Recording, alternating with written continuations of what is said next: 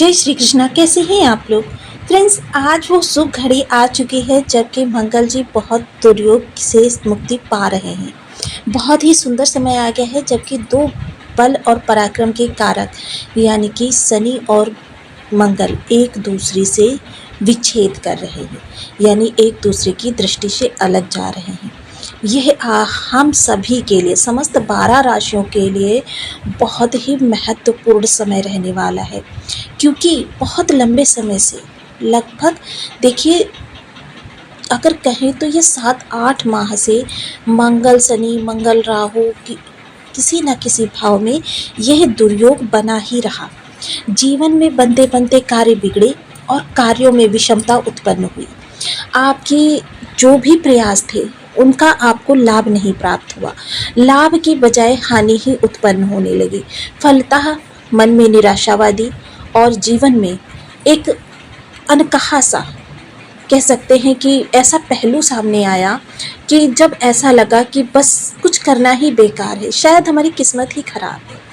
लेकिन देखिए जिस तरीके से जब रात बहुत ज़्यादा काली हो जाती है तब ही प्रभात की पहली किरण उषा धरती पर अपना रंग बिखेरती है। इंद्रधनुष की तरीके से सातों रंग जीवन में घुल जाते हैं और जब ये रंग घुलते हैं जीवन फिर से एक कोपले की तरह फूटने लगता है, उसमें उल्लास, उमंग, हिलोरे लेने लगते हैं।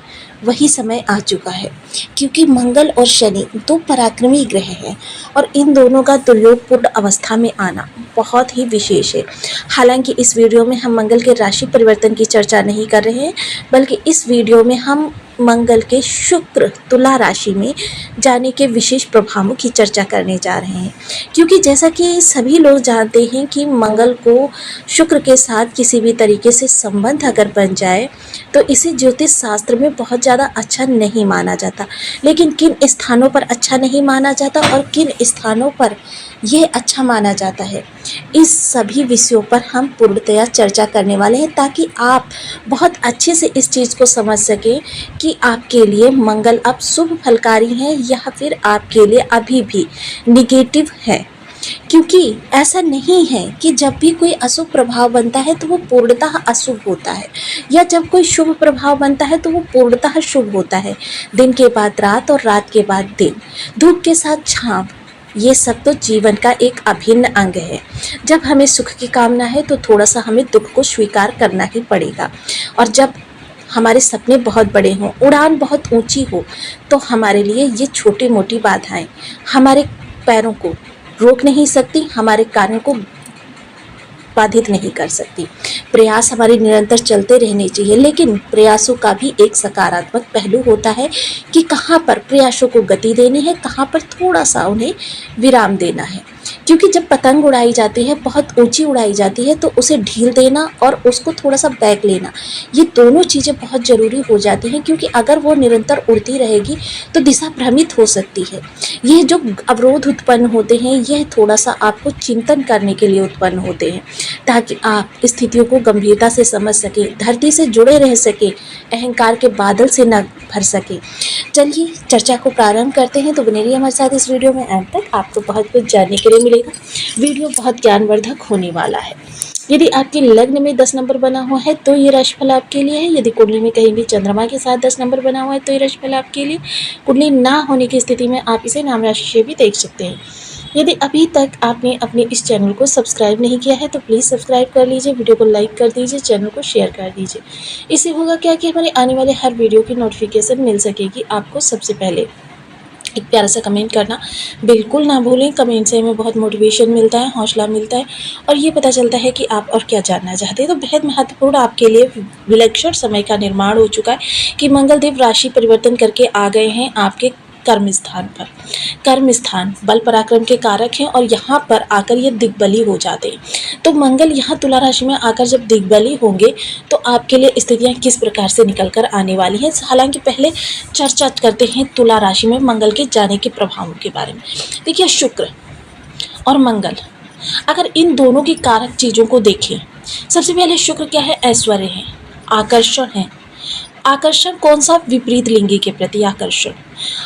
ऐश्वर्य, वैभव, तेज, प्रसिद्धि, ये सभी कुछ जो है शुक्र है। शुक्र जहाँ ज्ञान विज्ञान अनुसंधान है, वहीं शुक्र आध्यात्मिक और भौतिकतावादी के भी कारक माने जाते हैं।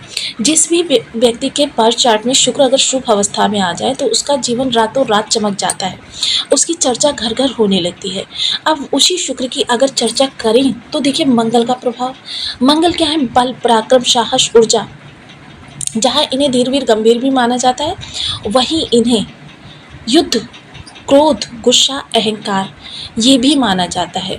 अब यहाँ पर सबसे पहले हम जोड़ते हैं ऐश्वर्य को और आपके बल को। आप ध्यान से देखिएगा क्योंकि यहाँ पर बहुत चीज़ें आपके लिए स्पष्ट रूप से हम समझाने जा रहे हैं। ऐश्वर्य और बल का जब मिलन होगा तो क्या होगा? ऐश्वर्य से जब बल मिल जाएगा तो व्यक्ति के अंदर, क्योंकि ऐश्वर्य है, अहंकार है, बल मिल गया तो क्या होगा? व्यक्ति को अति गुमान हो जाएगा। उस अति गुमान में व्यक्ति क्या होगा? हर किसी को जो उससे थोड़ा सा भी 19-20 भी कमज़ोर है ना धन के मामले में, उसको नीचा दिखाने का प्रयास करेगा। प्रत्येक व्यक्ति को वो अपने से छोटा समझेगा, हेय समझेगा। तो ये चीज़ें जो होती हैं ये बहुत ही महत्वपूर्ण होती हैं, क्योंकि रिश्ते वह पूंजी होते हैं जो हमारे बुरे दौर से हमें निकालने में मदद करते हैं। हमारे बुरे दौर में हमारा जो गंभीर समय होता है वहाँ पर हमें सहयोग, सांत्वना देकर हमारे उस बुरे वक्त से हमें निकालने में बहुत ज़्यादा मदद करते हैं। रिश्ते की पूंजी को कभी भी खोना नहीं चाहिए, तो यहाँ पर रिश्ते बिगड़ने की संभावना हो जाती है। वहीं अगर हम चर्चा करें इनके प्रसिद्धि और बल की, क्योंकि क्रोध, गुस्सा, अहंकार, बल ये सारी चीज़ें हैं मंगल, तो यहाँ पर भी आपके लिए एक नेगेटिव पहलू निकल कर आता है कि व्यक्ति ऐसी स्थिति में अपने से नीचे जो कर्मचारी होते हैं उनको बात बात पर डांटना, झल्लाना उनको, तो क्या होगा कि वो ईमानदारी से काम नहीं करेंगे।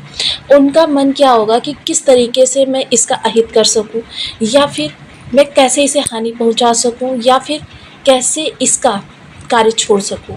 और देखिए ईमानदारी बहुत महत्वपूर्ण होती है, कोई भी कार्य, कारोबार हो या कोई भी संबंध हो। अब चलिए चर्चा करते हैं हम यहाँ पर आकर्षण और बल की। आकर्षण, जैसे कि मैंने बताया ना, आकर्षण जो होता है वह, और इसमें अगर बल को जोड़ दिया जाए तो आकर्षण और बल। आकर्षण क्या होता है? मूलतः प्रेम का बिंदु होता है। शुक्र क्या है? प्रेम का बिंदु है। शुक्र का रंग क्या है? गुलाबी है, और गुलाबी रंग क्या है? प्रेम है। यानी कि शुक्र से जब मंगल का मिलन होता है तो व्यक्ति की मानसिकता जो होती है वो हर समय इस तरीके की रहती है कि बलपूर्वक प्रेम को प्राप्त करना। और आप जानते हैं चाहे माँ बेटे का रिश्ता हो, चाहे पति पत्नी का रिश्ता हो, या फिर आपके भाई बहन का रिश्ता हो, अगर बलपूर्वक किसी का प्रयास करते हैं कि ये अधिकता हो जाती है इतनी ज़्यादा कि सामने वाला व्यक्ति जो है मेरे अनुसार ही कार्य करे क्योंकि मैं उससे प्रेम करता हूँ, यह चीज़ें जो होती हैं आपके लिए बहुत ही हानिकारक होती हैं। इन चीज़ों पर नियंत्रण की आवश्यकता है। अब कौन सी चीज़ें बहुत अच्छी होती हैं इस पर चर्चा करते हैं, क्योंकि यह चर्चा बहुत ज़रूरी है जो कि आगामी 1 माह 1.5 माह आपको प्रभावित करने जा रही है।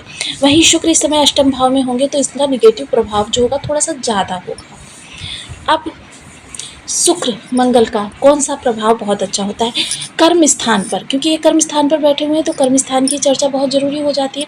कर्म स्थान पर जब व्यक्ति का बल जुड़ता है ईमानदारी के साथ तो क्या होता है? कर्म में बढ़ोतरी होती है, और जब कर्म में बढ़ोतरी होती है तो क्या होता है? उसका धन प्राप्त होता है, धन में बढ़ोतरी होती है। चीज़ें जो होती हैं आपको बिन मांगे ही प्राप्त होने लगती हैं, आवश्यकता से अधिक आपको मिलने लगता है। ऐसी स्थिति में आप भविष्य के प्रति जो भी आपकी चिंताएं हैं उनसे मुक्त हो सकते हैं, क्योंकि मंगल जिस भी भाव से संबंध बना ले वहाँ के प्रति व्यक्ति क्या होता है कि चीज़ें उसे गौड़ लगने लगती हैं। कर्म जो होता है गौड़ लगने लगता है। कारण क्योंकि बल इतना ज़्यादा बढ़ जाता है उसके अंदर, क्योंकि मंगल से प्रभावित भाव इतना ज़्यादा बली हो जाता है कि मतलब व्यक्ति जो होता है ना पहाड़ को भी एक छोटा सा कंकड़ समझकर हटाकर इधर से उधर कर देता है। जिस कार्य को करने में लोग बहुत असहज महसूस करते हैं या सोचते हैं कि यह कार्य कभी हो ही नहीं सकता, उस कार्य को वो चुटकियों में कर देता है। बल है, लेकिन ये भी भूलना बिल्कुल भी उचित नहीं है कि मंगल एक ऐसी ऊर्जा है जिसको नियंत्रण की बहुत ज़्यादा आवश्यकता होती है। देखिए, मैं सदैव आपको ये चीज़ बताती हूँ क्योंकि मेरा ध्येय जो होता है जन कल्याण होता है। हर वीडियो में वो मंगल से संबंधित होता है या शनि से संबंधित मैं बताना बिल्कुल नहीं भूलती कि जिस भी भाव में आपके राहु हो, मंगल हो, शनि हो, इन भावों से संबंधित आपको धैर्य, संयम, विवेक ये चीज़ें बहुत आवश्यक हो जाती हैं। और इसी चीज़ों पर अगर आपने नियंत्रण कर लिया तो फिर ये ग्रह आपके शुभ प्रभाव देने से बिल्कुल भी पीछे नहीं रहते हैं। क्योंकि देखिए, मंगल जब बहुत ज़्यादा आपके अंदर गुस्सा होता है तो मंगल आपके खराब होने लगते हैं। इसलिए सबसे पहले संयम की आवश्यकता होती है। चीज़ों में जल्दबाजी, क्योंकि चीज़ों में उत्साह मंगल बहुत ज़्यादा भर देते हैं। चीज़ों में जल्दबाजी बल्कि धैर्य के साथ समझना और उसके बाद उस पर आचरण करना, ये चीज़ें जो होती हैं ये आपके कार्य को दिशा के साथ साथ आपके दिग्भ्रमित होने से भी बचाती हैं। इन चीज़ों को आप ध्यान में रखकर कार्य करेंगे तो ये गोचर जो होगा आपके कर्म के लिए बहुत महत्वपूर्ण प्रभावशाली होगा। वहीं शुक्र की से संबंधित चर्चा हो रही है, तुला राशि में है, तो राशिपति के अनुसार इनके प्रभाव रहने वाले हैं। तो थोड़ा सा शुक्र के विशेष उपाय, क्योंकि मंगल से संबंध बना रहे हैं तो ऐसे में आपको भाई बंधुओं के साथ बहुत रिलेशन अच्छे बनाने चाहिए, क्योंकि यहाँ पर आपके प्रेम सौहार्द ही मंगल को बल प्रदान करेगा। भाइयों के साथ आप मंगलवार को या शुक्रवार को मीठी बूंदी या मीठी जलेबी इन चीज़ों का सेवन कर सकते हैं। ये चीज़ें आपके लिए बहुत अच्छी रहने वाली। खून के रिश्ते जो भी हों उनके साथ आपको रिलेशन बहुत अच्छे बना कर रखने हैं। साथ ही साथ एक चीज़ और आपको विशेष करनी है कि शुक्रवार के दिन लाल रंग की वस्तुएं आप ज़रूरतमंदों में दान कर दीजिए।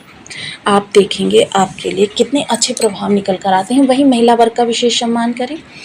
हमेशा स्वयं को साफ सुथरा, या जिस वातावरण में आप रह रहे हैं, जिस परिवेश में आप रह रहे हैं या जहाँ पर आप रह रहे हैं, कार्यस्थल हो या फिर आपका घर हो, दोनों ही स्थानों पर सफाई का विशेष ध्यान रखें। जहाँ तक संभव हो सके आप पूर्व और दक्षिण के मध्य का जो कॉर्नर होता है वहाँ उस दिशा में मुँह रखने का प्रयास करें।